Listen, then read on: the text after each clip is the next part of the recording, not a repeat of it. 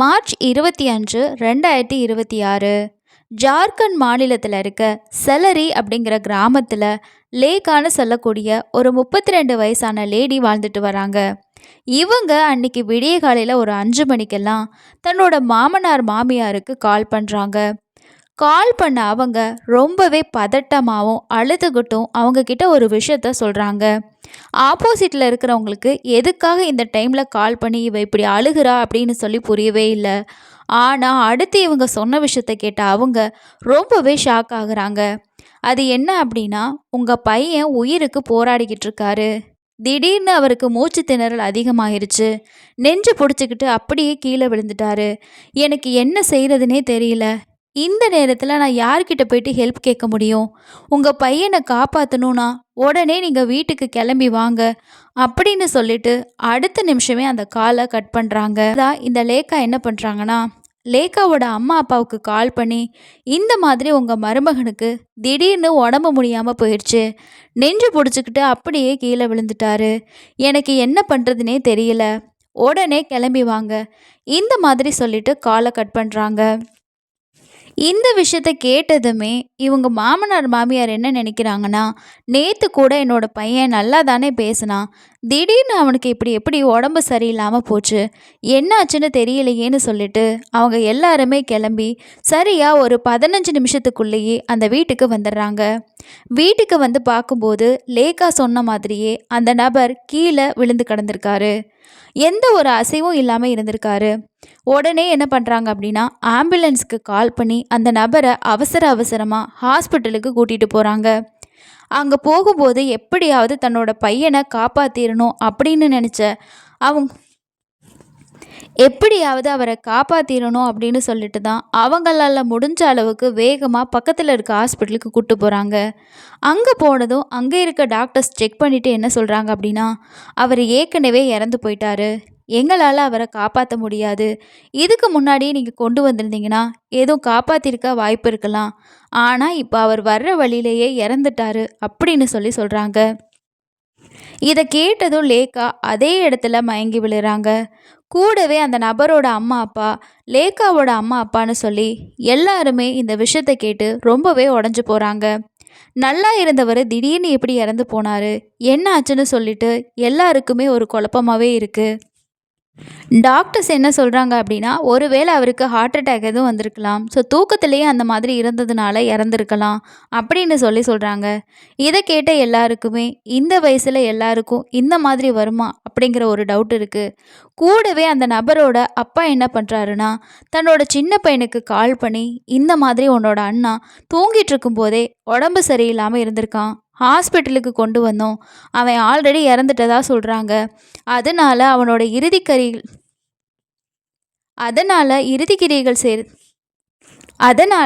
சடங்குகள் செய்கிறதுக்கான வேலை எல்லாத்தையுமே பார்க்கணும். நீ உடனடியாக கிளம்பி இந்த ஹாஸ்பிட்டலுக்கு வா அப்படிங்கிற தகவலையும் சொல்கிறாங்க. லேக்காவோட கணவரோட பேர் அரவிந்த். அரவிந்தோட தம்பி தான் கார்த்திக். கார்த்திக் ஹாஸ்பிட்டலுக்கு வந்ததும் தன்னோட அண்ணா இப்படி உடம்பு சரியில்லாமல் இறந்துருக்க வாய்ப்பில்லை, அவருக்கு ஏதோ நடந்திருக்கணும் அப்படிங்கிற ஒரு சந்தேகம் அவருக்கு இருக்குது. காரணம் என்ன அப்படின்னா, இறக்கிறதுக்கு ஒரு சில நாட்களுக்கு முன்னாடி தான் இந்த அரவிந்த் தன்னோட தம்பியான கார்த்திக் கிட்ட ஒரு விஷயத்த சொல்லியிருக்காரு. ஸோ அதனால் தன்னோட அண்ணா இறந்து போயிருக்கிறதுக்கு வாய்ப்பே இல்லை, அவரை யாரோ கொலை பண்ணியிருப்பாங்க அப்படின்ற சந்தேகத்தை ஸ்ட்ராங்காக வைக்கிறாரு. இதனால் தன்னோட அப்பா கிட்ட போயிட்டு, அண்ணாவோட இறப்பில் எனக்கு சந்தேகம் இருக்குது, அதனால நம்ம போலீஸ் ஸ்டேஷனில் போயிட்டு ஒரு கம்ப்ளைண்ட் கொடுக்கலாம். இது ஒரு வேளை அவர் இயற்கையாக இறந்தாரா, இல்லை அவரை யாராவது கொலை பண்ணாங்களா, கொலை பண்ணியிருந்தா அது யார், எதனால் கொலை பண்ணாங்க, இந்த விஷயத்த நம்ம கண்டிப்பாக கண்டுபிடிக்கணும் அப்படின்னு சொல்லிட்டு உடனடியாக பக்கத்தில் இருக்கக்கூடிய போலீஸ் ஸ்டேஷனுக்கு போயிட்டு, தன்னோட அண்ணா நல்லா தான் நைட்டெல்லாம் இருந்தார், விடிய காலையில் இந்த மாதிரி உடம்பு சரியில்லைன்னு சொல்லிட்டு அவர் இறந்து போயிட்டதா சொல்கிறாங்க. எனக்கு இந்த விஷயத்தில் சந்தேகமாக இருக்குது. நீங்கள் இது உண்மையாகவே இயற்கையான மரணமா, இல்லை யாராவது அவரை கொலை பண்ணாங்களான்னு சொல்லி கண்டுபிடிக்கணும் அப்படின்னு சொல்லிட்டு ஒரு கம்ப்ளைண்ட்டையும் கொடுக்குறாரு.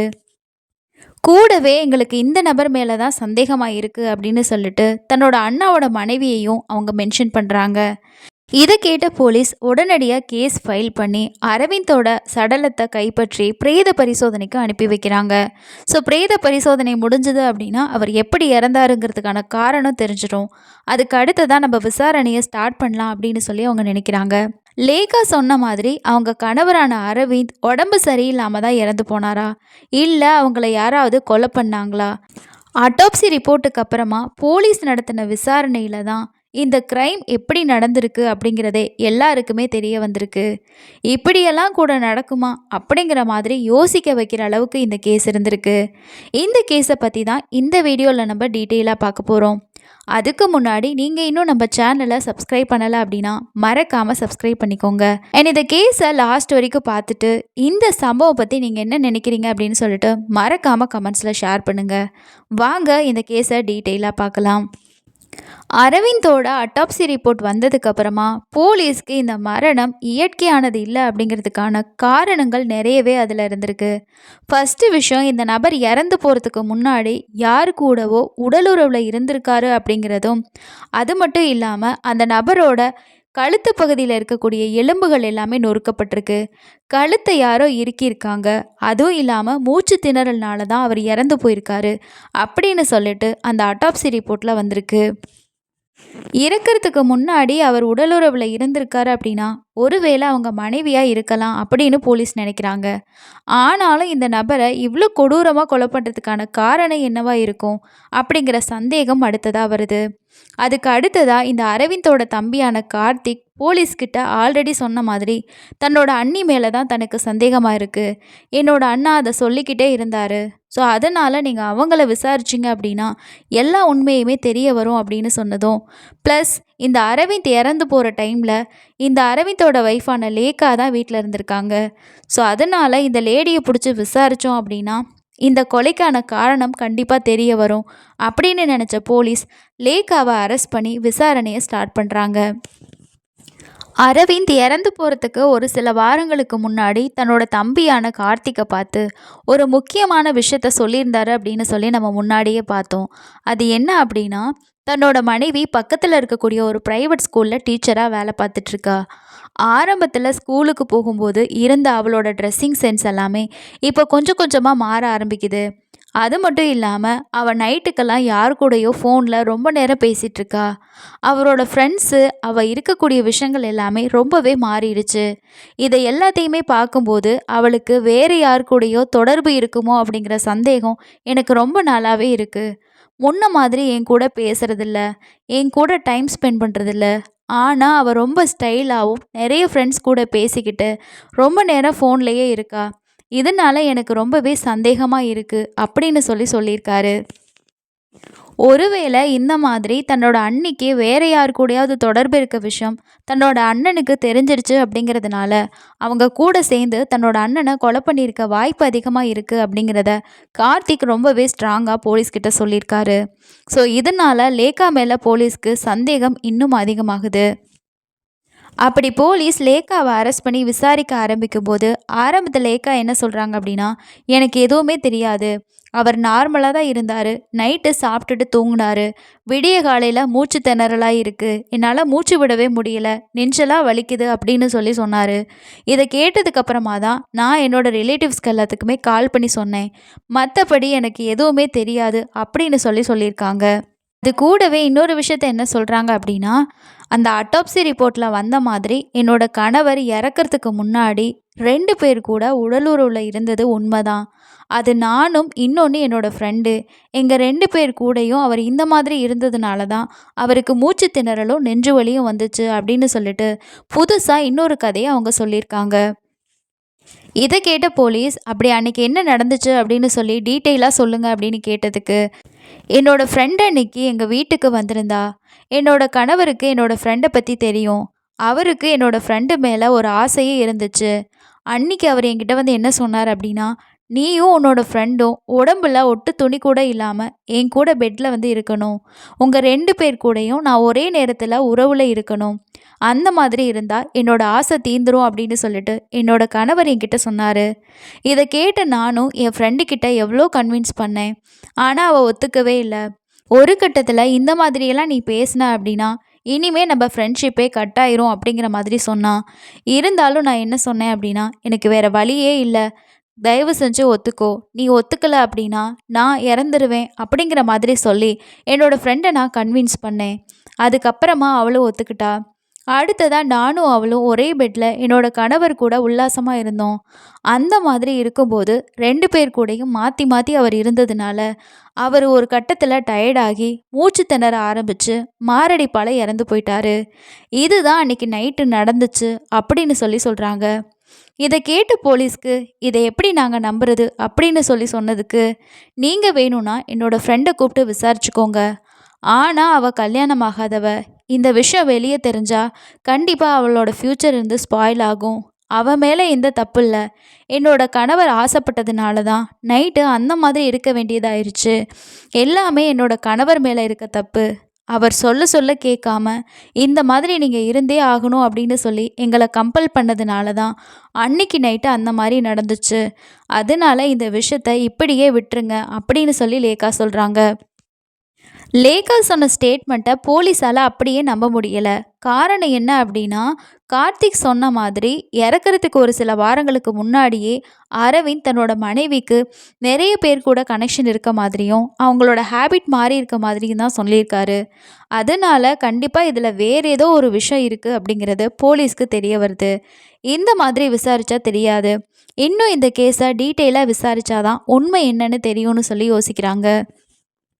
அடுத்ததா போலீஸ் என்ன பண்ணுறாங்க அப்படின்னா, இந்த லேகாவோட கால் ஹிஸ்ட்ரி எடுத்து செக் பண்ணி பார்க்குறாங்க. அவங்க கணவர் சொன்ன மாதிரி இந்த லேடிக்கு யார் யார் கூடயெல்லாம் கான்டாக்ட் இருக்குது, அடிக்கடி யார் யார்கிட்ட பேசினாங்க, சம்பவம் நடந்த அன்னைக்கு இவங்க சொன்ன மாதிரி இவங்க ஃப்ரெண்டு இவங்க வீட்டுக்கு வந்தாங்களா அப்படிங்கிற மாதிரியான எல்லா லிஸ்ட்டையுமே எடுக்கும்போது, அடிக்கடி இந்த லேகா முக்கியமான ஒரு 2 நம்பர் கூட அடிக்கடி பேசியிருக்காங்க.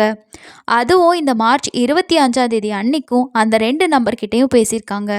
அப்படி அவங்க யாருன்னு ரெஃபர் பண்ணுறப்ப தான் அப்படி போலீஸ் செக் பண்ணும்போது அதில் ஒரு நம்பர் விக்ரம் அப்படின்னு சொல்லக்கூடிய 28 வயசான ஒரு நபரோடதுன்னு தெரிய வருது. இந்த நபர் லோக்கலில் கிளினிக் வச்சு நடத்திக்கிட்டு இருக்காரு. கூடவே இன்னொரு நபர் யாருன்னு பார்க்கும்போது தான் இந்த லேக்கா கூட ஸ்கூலில் வேலை செய்யக்கூடிய இன்னொரு லேடியோட நம்பர் அப்படின்னு தெரிய வருது.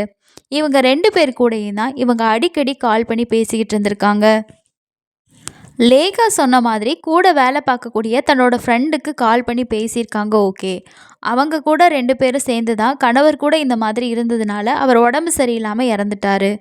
ஆனால் இந்த விக்ரம்னு சொல்லக்கூடிய இந்த பையனுக்கு இவங்க எதுக்கு அந்த நேரத்தில் கால் பண்ணணும்? அந்த பையன் கூட இவங்களுக்கு என்ன ஒரு கான்டாக்ட் அப்படின்னு போலீஸ் யோசிக்க ஆரம்பிக்கிறாங்க. இப்போ லேகா கிட்ட போலீஸ் என்ன கேட்குறாங்க அப்படின்னா, நீங்கள் சொன்ன மாதிரி உங்கள் ஃப்ரெண்டுக்கு கால் பண்ணீங்க, பேசுனீங்க, அவங்க வந்தாங்க, ஓகே. ஆனால் விக்ரம்னு சொல்லக்கூடிய இந்த நபருக்கு நீங்கள் எதுக்காக அந்த நைட்டு கால் பண்ணணும்? கிளினிக் வச்சுருக்கக்கூடிய நபருக்கு அந்த டைமில் எதுக்கு நீங்கள் கால் பண்ணணும் அப்படின்னு கேட்டதுக்கு அவங்க என்ன சொல்கிறாங்க அப்படின்னா, இந்த மாதிரி என்னோடய கணவர் இருக்கும்போது அவருக்கு திடீர்னு மூச்சு திணறல் வந்துருச்சு, நெஞ்சு பிடிச்சிக்கிட்டு மாரடைப்பு மாதிரி அவர் இருந்தார். அதனால எனக்கு என்ன பண்ணுறதுன்னு தெரியாமல் தான் கிளினிக் வச்சுருக்கக்கூடிய இந்த விக்ரமுக்கு நான் கால் பண்ணி அவரை வீட்டுக்கு வர சொன்னேன். மற்றபடி வேறு எதுவுமே இல்லை அப்படின்னு சொல்லியிருக்காங்க. சொல்கிற எல்லா விஷயத்தையுமே போலீஸ் நம்பலை. ஏன்னா இவங்க ஏதோ ஒரு விஷயத்த மறைக்கிறாங்க. பக்காவாக பொய் சொல்லி இந்த விஷயத்த வேறொரு கோணத்தில் டைவர்ட் பண்ண ட்ரை பண்ணுறாங்க அப்படிங்கிறத போலீஸ்க்கு தெரியுது. இதனால இந்த 3 பேர்த்தையும் தனித்தனியாக வச்சு விசாரிச்சாதான் கண்டிப்பாக இதோட உண்மை தெரிய வரும் அப்படின்னு இதனால் இந்த போலீஸ் 3 பேரையுமே அரெஸ்ட் பண்ணி தனித்தனியாக வச்சு விசாரிக்கவும் செய்கிறாங்க. இதில் ஆல்ரெடி லேகா கிட்ட விசாரணை நடத்தியாச்சு. மீதி இருக்கக்கூடிய லதா கிட்டேயும் விக்ரம் கிட்டேயும் தனித்தனியாக விசாரிக்கும்போது இந்த லதா என்ன சொல்கிறாங்க அப்படின்னா, நானும் லேகாவும் ஒரே ஸ்கூலில் ஒன்றா தான் வேலை செய்கிறோம். நாங்கள் 2 பேருமே க்ளோஸ் ஃப்ரெண்ட்ஸ் தான். அடிக்கடி நான் லேகா வீட்டுக்கு போயிட்டு வருவேன். அப்படி போயிட்டு வரும்போது லேகாவோட கணவரான அரவிந்த் என்கிட்ட பேசுவார். ஆரம்பத்தில் நல்லா தான் என்கிட்ட பேசினார். ஆனால் அவர் அதுக்கப்புறமா பேசுகிற விஷயங்கள் எனக்கு பிடிக்கவே இல்லை. அவர் என்கிட்ட தப்பான ஒரு ரிலேஷன்ஷிப்பில் இருக்கணும் அப்படிங்கிற மாதிரியில் தான் பேசுவார். இந்த மாதிரி போய்கிட்டு இருக்கும்போது தான் ஒரு நாள் லேக்கா எனக்கு கால் பண்ணி எங்கள் வீட்டுக்கு வா அப்படின்னு சொன்னான்.